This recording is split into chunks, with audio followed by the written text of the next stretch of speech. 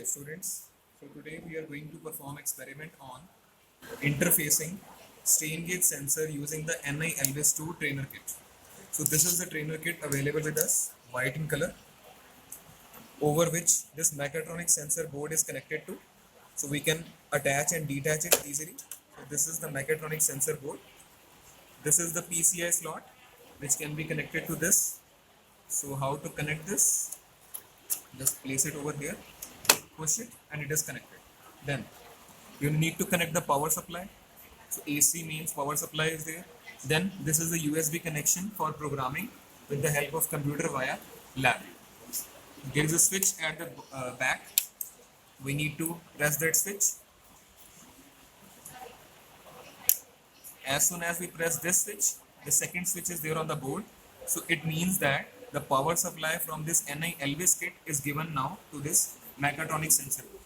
You will see here the power LEDs have started glowing. Okay, now we'll focus on today's experiment.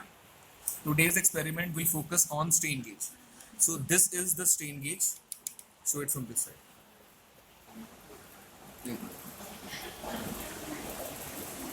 Okay, so this is the strain gauge we have. This is the strain gauge circuitry. You know that we have various types of arrangements, that is quarter bridge arrangement, half bridge, and full bridge arrangement. Here we see only one active strain gauge is there, and this circuitry, after this you can see the ICs over here. This is the Wheatstone based circuitry plus the amplifier. So that's why it is written strain gauge amplifier circuitry. So it consists of Wheatstone based circuit to convert the output change of resistance into voltage followed by amplification. Okay, then this strain gauge, as you can see, it is being attached, it is mounted over to this scale so that I can give a linear displacement. This displacement scale is written over here at the bottom. It is varying from, it is exactly at the center right now. It can move to +1 and -1. So I can give it a displacement of either +1 centimeter or -1 centimeter. So this will be the displacement provided to the scale because the strain gauge is mounted over the scale. So the same force or displacement will act on the strain gauge, that will be converted into a voltage signal via the circuitry, and then it will be amplified and will do its interfacing using our software, that is lab. Okay, so now I'll explain the LabVIEW part. Okay, so now we'll study about the LabVIEW programming of how to interface strain gauge sensor with NI Elvis 2 trainer kit. Okay, so there is a VI inbuilt within this LabVIEW, that is strain gauge VI or flex gauge VI. It consists of 3 tabs. So 3 main functions we are going to perform today. Number 1 is collection of data. Number 2 is calibration of sensor. Number 3 is natural frequency calculation of this strain gauge. Okay, but before starting this experiment in the LabVIEW, before starting the programming part, you need to make sure one thing, that is, you see over here it is written device. So here by default device 1 is selected, that is referring to my NI Elvis trainer kit. Sampling rate you can take it as 100. 100 means 100 samples it will take per second. So this generally has a role to play when you are acquiring the data from a you can say temperature sensor or other analog waveforms. But here 100 samples per second is a good value. You can also change this value, but 100 is the standard value. Next important thing is written over here, place J7 jumper on strain gauge setting. This is very important. You see over here, these are the various jumpers connected. So in this kit you see the number of sensors are there. Many analog and digital sensors are there, but I should connect to strain gauge. How will my software get to know? So I need to connect my place J7 jumper on strain gauge setting. So see over here, this is J7 connector. This is J8, J9 and J10. In J7, I have got various options: opto switch, encoder A, strain gauge and optical position. So here I have connected this jumper. You see over here, this is the jumper, and I will connect it to my third position, that is strain gauge. Okay, so this is very important. This is the only hardware connection you require, because by connecting this jumper Now you are interfacing with strain gauge sensor via using this VI. If you want to interface with any other sensor like optical position encoder or pressure sensor, that particular jumper you need to connect it accordingly. Okay, so now we'll take the readings. So you see over here this VI is there. First, this graphical display is showing voltage versus time graph. Okay, so I'm going to run this VI. See over here. As soon as I run the VI, the time starts from 0 seconds. It is incrementing and I'm getting almost 0 reading. Now, you see over here, now I am going to give displacement to my strain gauge with the scale attached. So you see over here, as soon as I give displacement, you see the reading, it is going -5. If I move it to +1, it is going +5, and these variations are there. So these variations are basically the variations in the output voltage that you are getting with the change in the input displacement. So I am going to take readings at various positions. See over here, the table is there. -1 centimeter, -0.5, 0, 0.5 and 1 centimeter. So first of all, I move the scale to -1 centimeter. Here, remember this, you always have to take the reading standing vertically over the scale to avoid any parallax error. Okay, like I am standing like this one, vertically over to -1 centimeter. Then you need to take down the value in the strain gauge. So what I'll do is I'll move to -1. I'll stop this VI for a while. I'll get -3.92, or you can take the values during runtime as well. So -1 you are getting -3.8. So I'll put here the values. It will be -3.92. Then at -0.5, next reading I get -2.4. So it is -2.4.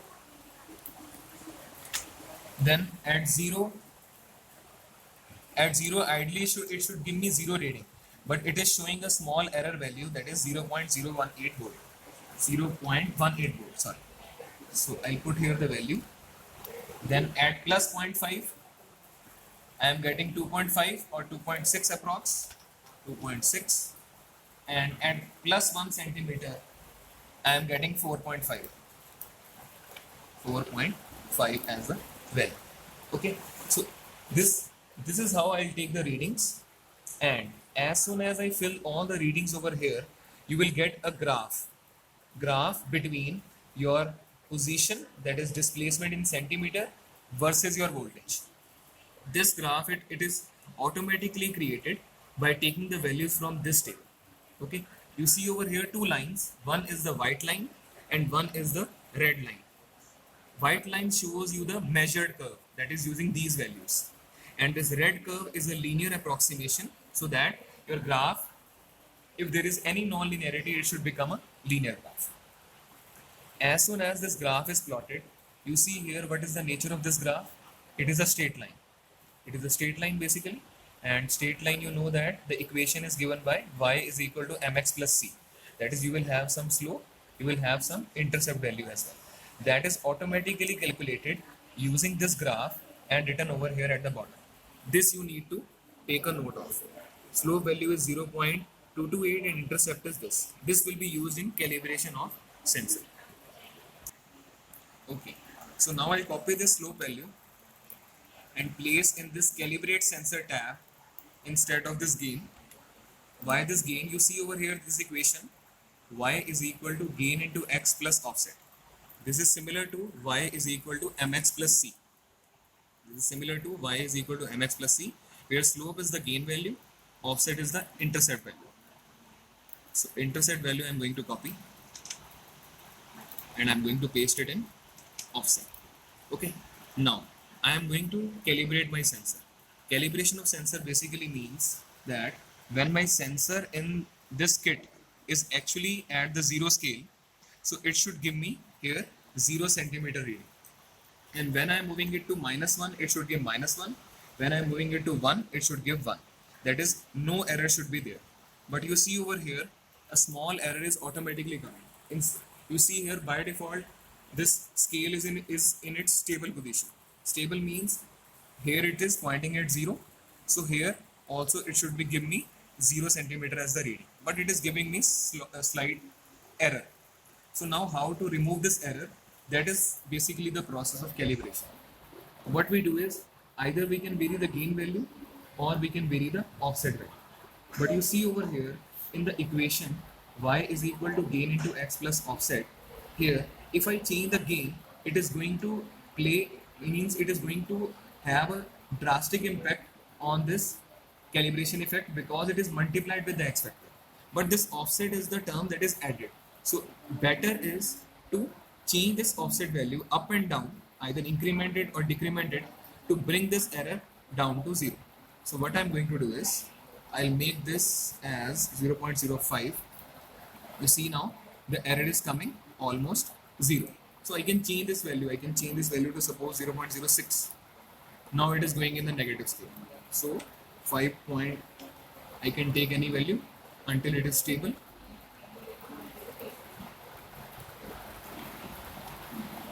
Okay. Now you see here minus 0.049 is my value and it is giving me 0 reading. Okay.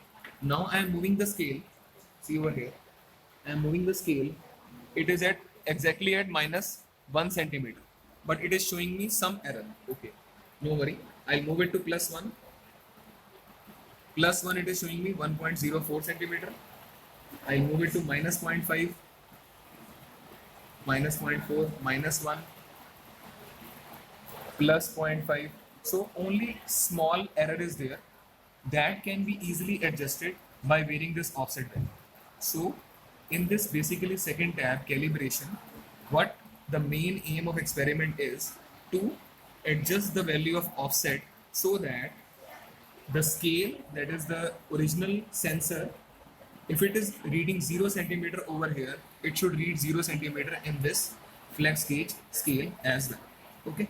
So what you can do is I can change the values over here. Suppose I take it as 0.51. Now I'll move the value. It is 0.5 near about, minus 1 near about, 0.5 plus, and near about 1 value. Okay. So adjusting these values is the part of calibration. Calibration basically means comparing this one with the standard one. So this is my standard scale. I am adjusting the value so that this sensor and this standard sensor, they both should give me the same readings. Okay. Now, last part left in this experiment is the natural frequency calculation. Natural frequency basically means, like every device, like this scale, when I tap this, it will vibrate at a particular frequency. You might have heard of a tuning fork. Tuning fork, when you pluck it and you leave it free for a certain period of time, it keeps on oscillating for a certain period of time. It oscillates at its natural frequency where its amplitude is maximum. So same we are going to do for this strain gauge over here. I am going to give it a jerk, let it oscillate for a while for 1 to 2 seconds. Then I'm going to stop this VI. Then I will get a graph between the amplitude versus frequency. I will note down that point where my amplitude is maximum. That frequency will be noted. That will be known as its natural frequency of oscillation. Okay. So see here how I will do this. I'll give it a jerk. I'll press this stop button. I'll get this kind of graph. Now try to understand this graph. This is amplitude versus frequency. Ignore the first peak because it has started. So you see here, there is a decrement in the amplitude. Decrement in the amplitude, increment, increment, and here you see the peak value. Here you see there is a peak value at this particular point. At this particular point, the amplitude is maximum, and you get here the x value. X value is the frequency value. We are getting 42.4575. So near about 42 hertz or 43 hertz is the natural frequency of this scale connected to my strain gauge. So this is the third part where what you do, you perturb this flexible link manually. Once it stops resonating, you click on this stop button. Then the spectrum is obtained, the amplitude versus frequency. You note down the point at which, means you note down the frequency at which the amplitude is maximum. You can vary the scale with the help of mouse. You note down this point and you note down the frequency. the natural frequency of this scale is coming out to be 42 hertz. That's it from this experiment.